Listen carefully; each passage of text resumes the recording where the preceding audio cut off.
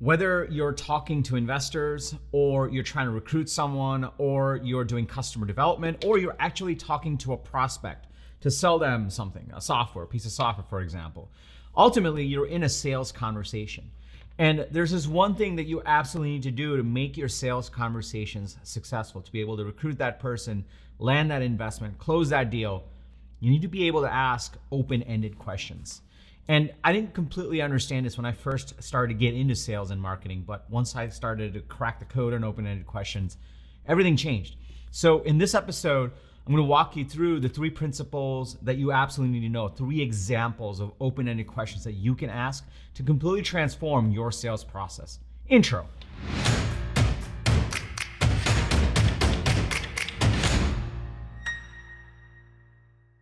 What's up, everybody? Welcome to Unstoppable. I'm TK, and on this channel, I help SaaS founders like you grow your SaaS businesses faster with an unstoppable strategy. If you are new to this channel, welcome.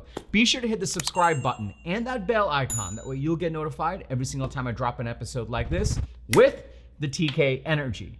Now, if you're already part of my SaaS go-to-market coaching program, if you're part of this community already, welcome back. It's really awesome to see you over here. I remember when I got into sales. The reason I got into sales, I'm an engineer at heart, but I started a company called ToutApp. It was a SaaS business. And that's when I realized, look, if you're gonna get good at being a founder and a CEO, you need to get good at selling. And so I started to embrace selling. And one of the biggest things I realized, being the engineer that I am, I started to see patterns in everyday conversations. It turned out that no matter what I was doing as CEO, it was kind of a sales conversation. If I was trying to recruit that VP of sales or recruit that next hire, it was a sales conversation. I was selling them on the company. If I was talking to investors and going through my pitch deck and running through those meetings, it was essentially a sales conversation to sell them a piece of the company. If I was actually talking to customers, it was obviously a sales conversation. And the biggest aha moment that I had was sales, which I had a distaste for because I didn't fully understand it and I came from a very logical side of being an engineer. Sales is not about being pushy.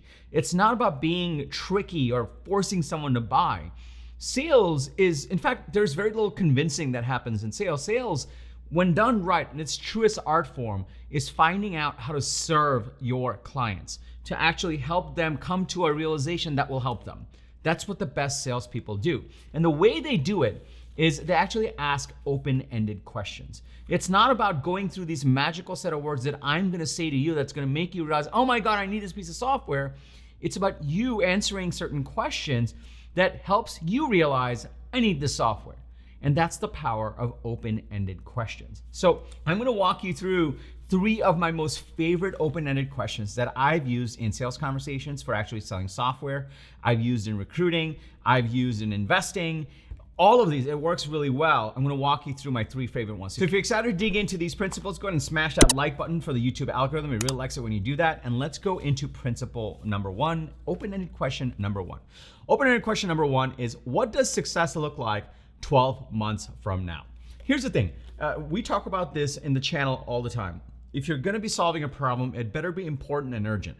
If it's not an important and urgent problem, then it just won't matter. You won't be able to sell enough, you won't be able to get traction, you won't be able to grow exponentially because it just will be too hard to convince people to buy. Now, if you are solving an important and urgent problem, chances are that important and urgent problem needs to be solved in order for people to actually achieve their goals. That's how something becomes important and urgent. Now, you can approach sales in 1 or 2 ways. I can go in and say, hey, listen, this is a very important problem that you have. You should think about this. You could do that. It may work. Another way to do it is ask them, hey, what are your big goals? What does success look like 12 months from now? Because what it'll help you do is get the client or get the person you're selling to start to think about, what does success look like? Where do I need to be?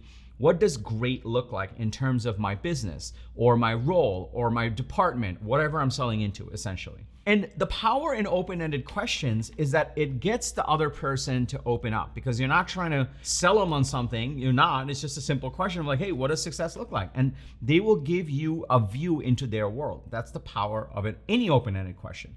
The particular power about this open-ended question is it gets them to think about what does success look like, which then leads up to the following question is, what's holding you back, right?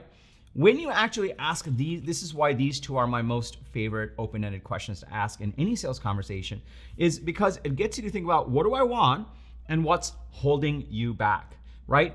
And between these two lies the important and urgent problems.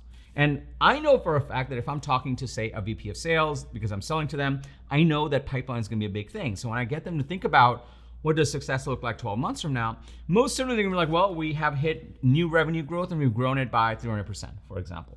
And then I can ask, well, what's holding you back? And automatically he's gonna start thinking about pipeline, because it's like, well, I need to have enough pipeline. I need to have 3x coverage on the pipeline so that I can stand a chance at hitting my number. And by now, what'll have happened is without me selling him on something, without me trying to agitate some problem, I'm already getting him to think about what are his most important and urgent problems just by asking these open-ended questions. This is the power of asking open-ended questions. Instead of you just telling the person what they should be thinking about, you get them to realize what's top of mind for them, what's important and urgent for them. And that way, when you do start to get into the selling mode where you're like, hey, we think we can help you solve some of these problems. Here's what we do. Let's talk about a demo. Everything starts to shift. They're starting to open up a lot more. Now, I want to go into my third open-ended question, but before I do that, let me just pause here for a second. If you're starting to see the power in these open-ended questions, particularly two of my favorite ones, if you're starting to see the power in these, can I just get a yes in the comments below?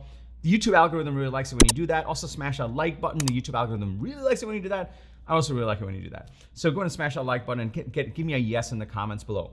If you do have questions about these two open-ended questions, put it in the comments below as well. I answer every single comment that you guys post. They're actually really awesome. It's awesome to hear from you guys. Also, if you are thinking about your sales process, your sales methodology, if you're thinking about growing your SaaS business, be sure to check out my 5-point SaaS growth strategy guide. It's completely free. I'll tell you more about it at the end of this video. Let's go to open-ended question number 3.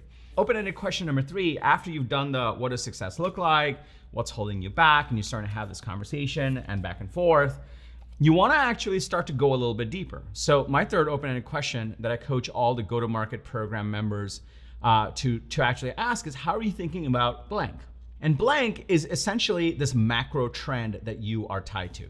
Macro trends are super important in sales. Macro trends are these external things that are happening in this person's world, your ICP's world, the person you're selling to. And that macro trend necessitates your software, the software that you're selling.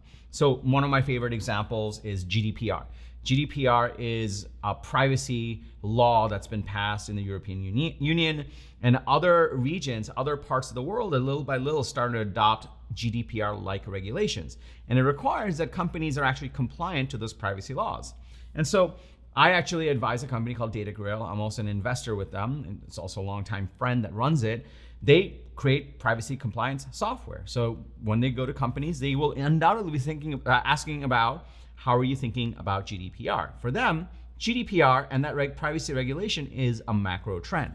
Every software company, when you're thinking about the messaging, the strategic narrative, the positioning, all those pieces that go into go-to-market strategy, you're starting to think about what the macro trend is. And when you have a really compelling macro trend, customers pay attention to you more. They're more likely to actually take action. So in the world of open-ended questions and sales conversations, once you start to ask what does success look like, then you start to say, well, what's holding you back? Inevitably, if you are fishing in the right place, this problem is going to start to come up because you should be solving a top 3 important urgent problem for this person. Otherwise, maybe you're talking to the wrong person. You should be thinking about your ICP, right? And so when you start to think about that, undoubtedly, you will start to get into zooming in and into that problem. And what you want to say is not, hey, we think about GDPR all day long. Here's how we think you should solve it, and here's why you should care about it. You should just go with an open-ended question first. How are you thinking about blank? And blank being the macro trend that you are talking about. I'll give you another example of this. I know that roughly 8% of SaaS businesses make it past 3 years, despite funding. So, which means that majority of them fail. 92% of them fail within 3 years despite funding, right? So that's a macro trend in our space. So when I talk to founders, I say, hey, look, 8% will succeed. What are they doing differently? Well, one of the big things they do differently is they think about go-to-market. That's why I have my go-to-market coaching program. So I ask them, how are you thinking about that trend? How are you thinking about getting distribution right? Because that's the biggest thing that kills startups. That's a macro trend. And I don't just say that. I say, hey, How are you thinking about blank? How are you thinking about go-to-market? How are you thinking about distribution? How are you thinking about the biggest killer of SaaS startups? And that is an open-ended question that gets people talking about, well, here's how we're thinking about it, here's what's wrong, and here's what we need help with. And all of a sudden, you're not pushing something onto them. These open-ended questions start to create a discussion and surface the issues, and you can have a real conversation like, well, here's how we think about it. And all of a sudden, you're not selling, even though you're selling like a master salesperson, but it doesn't feel like it that way. And that's how the best salespeople operate. So that's the 3 open-ended questions that I love the most, but I do have a bonus one for you. But let's recap. Number 1, what does success look like 12 months from now? Number 2, what's holding you back from reaching that success? And number 3, how are you thinking about blank, the macro trend space? All 3 of these are great open-ended questions. I do have a bonus one for you. It's not quite a question, but it's the absence of a question. My other favorite tool in sales, in addition to open-ended questions, is the mute button. A lot of times when we think that we're in the sales position, right, whether you're a founder doing sales or you're actually a salesperson, we just feel like we need to be talking. And that's far from the truth. Selling is actually talking the least and letting the other person spill the beans and really talk about what's going on in their world and what their problems are. And that way you can cater your solution to their most important problems.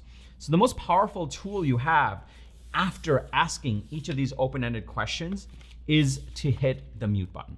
Seriously, ask the question and then hit the mute button and just let them talk. And be comfortable with silence.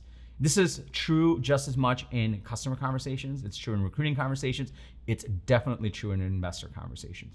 Be comfortable with silence. Be comfortable with hitting the mute button or the metaphorical mute button if you're meeting in person. Be comfortable with that, because as soon as you just stay quiet, the other person will talk more and more and more and more and more, and it'll give you more information and more cannon fodder to understand their world and better position yourself and your solution to the problems they are having. So use the mute button. That's my bonus tip for you. So that's all I have for you today. Those are the open-ended questions and the mute button that will truly help you transform your sales process. Now, if you're building out your sales strategy and you are building out the growth strategy for your SaaS business, you'll probably be thinking about your go-to-market strategy. You'll probably be thinking about your pricing strategy. You'll probably be thinking about your positioning, your value prop. You'll probably be thinking about your sales methodology. Now, I have a ton of videos around all these key pieces, but I've codified it into this one 5-point SaaS growth strategy guide. Inside of it, I help you craft a 1-page strategy, and I link to a bunch of resources I have in my channel, my best performing videos, all from that one guide. It's completely free, so you should definitely grab a copy if you're building and scaling a SaaS business and you want to think through all these key strategic pieces the right way. How do you do it? Just go to getunstoppable.com/strategy. getunstoppable.com/strategy. It's completely free. You can get access to it right away. Inside of it, I'll give you all the resources you need to craft your 1-page strategy to drive growth faster. Also, if you got value from this video, please smash that like button for the YouTube algorithm. It just means the world to us when you do it as well. Comment below with any questions you have. If you have a fellow founder that would get value from this, a fellow team member that would get value from this, please share this video with them. It would mean the world to us. We put a lot of love into these videos. And lastly, remember, everyone needs a strategy for their life and their business. When you are with us, yours is going to be unstoppable. I'm TK, and I'll see you in the next episode.